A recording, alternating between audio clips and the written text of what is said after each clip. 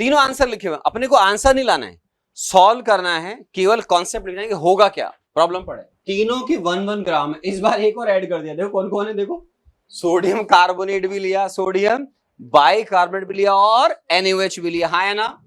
Okay, molar mass of NaOH बताओ पहले, आराम आराम से।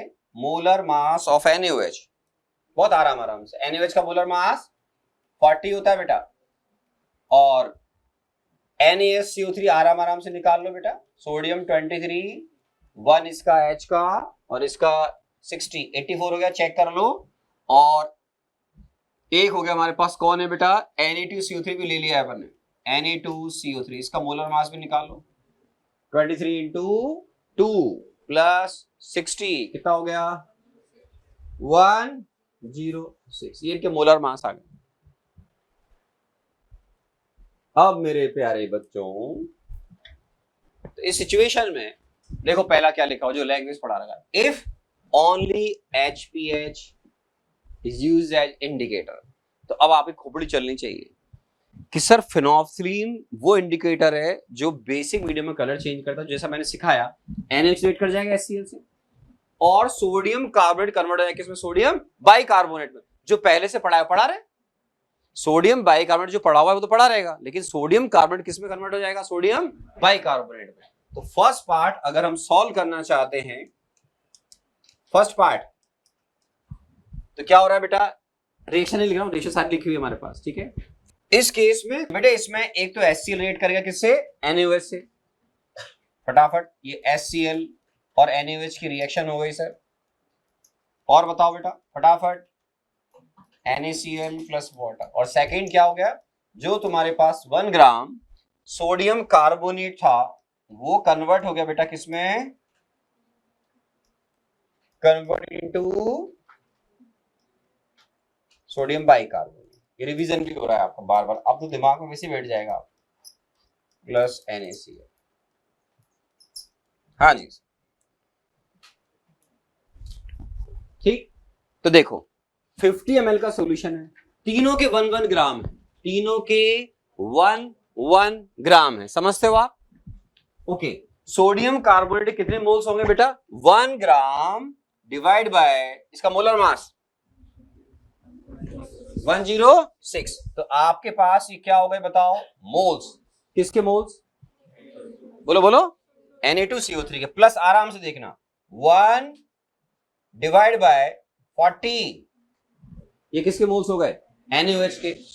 दोनों रिएक्ट कर रहे हैं किससे, Hc से। लिखोगे इधर पहले आपके लिए, तुम भी क्या याद करोगे, लो यार पहले लिख देता हूं, क्या लिखोगे बोलो, दोनों सबके इन्वर्टर बने, मोल्स बोलो, इक्विवेलेंट बोलो, एक ही बात है, क्या बोलूं बताओ, जो तुम्हें अच्छा लगता हो, मोल्स तो बोलो फटाफट, मिली मोल्स ऑफ NaOH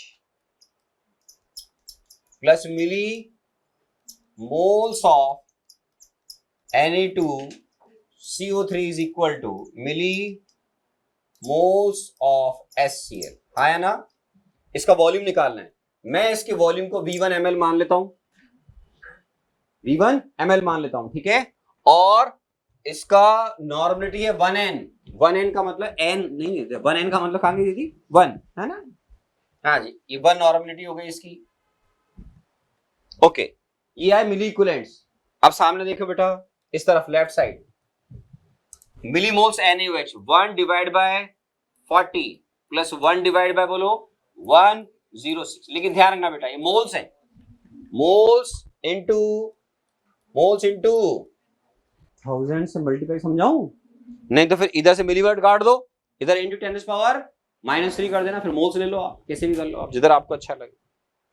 तो यहां से V1 निकल जाएगा, ये V1 सॉल्व करने के बाद आपका आंसर आना चाहिए। सेकंड पार्ट सोचो कैसे होगा, आप कौन सा वाला second part, methyl orange is added बोलो आफ्टर फर्स्ट इक्विवेलेंट पॉइंट, ठीक है ना, विद HPH।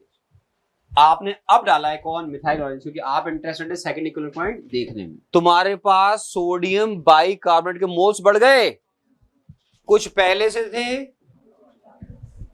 कुछ अभी प्रोड्यूस हुए हैं। चलो तुम दिमाग लगा लगा के बताना बेटा, अभी मेरे पास 1 डिवाइड बाय 106 मोल्स थे किसके, सोडियम कार्बोनेट के, ये किस में कन्वर्ट हो गए, 1 डिवाइड बाय 106, ये मोल्स हैं अभी हाल फिलहाल। क्या है बेटा? ये मोल्स हैं। और पहले से कितने मोल्स हैं सोडियम बाइकार्बोनेट के, बताओ? ये रहे सर, 1 ग्राम पहले से हैं, तो 1 डिवाइड बाई 84, तो टोटल मोल्स कितने हो गए तुम्हारे पास? बोलो। Millimoles of NaHCO3 present initially, ये अपने समझने के लिए है, ये आपकी ब्रैकेट में लिखता हूं इनिशियल, और एक होगा जो प्रोड्यूस हुए, plus milli moles of NaHCO3 is equal to, बोलो, मिली मोल्स ऑफ Hc। ठीक है, ये कौन से वाले? अभी अभी प्रोड्यूस हुए हैं, यस और नो प्रोड्यूस। इससे आपको बहुत अच्छा समझ में आ जाएगा। NaOH पहले ही, NaOH गया, सोडियम कार्बोनेट किस में कन्वर्ट हो गया? Sodium bicarbonate. Now we have total number of moles of sodium bicarbonate. बोलो बोलो, हाउ मेनी? बोलो। इनिशियल 1 डिवाइड बाई 84 प्लस, बोलो बेटा, 1 डिवाइड बाई 106, ये हो गए moles into 1000 millimoles is equal to, इसकी नॉर्मेटिव मोलारिटी एक ही बात है, एसिड फैक्टर 1 है, 1 इंटू वॉल्यूम को V2 मान लो बेटा, इन ml। तो यहां से आपका जो V2 है वो लगभग 21.4 ml आएगा। जिन बच्चों के पास बहुत अच्छा दिमाग है, थर्ड पार्ट को सॉल्व भी नहीं करेंगे।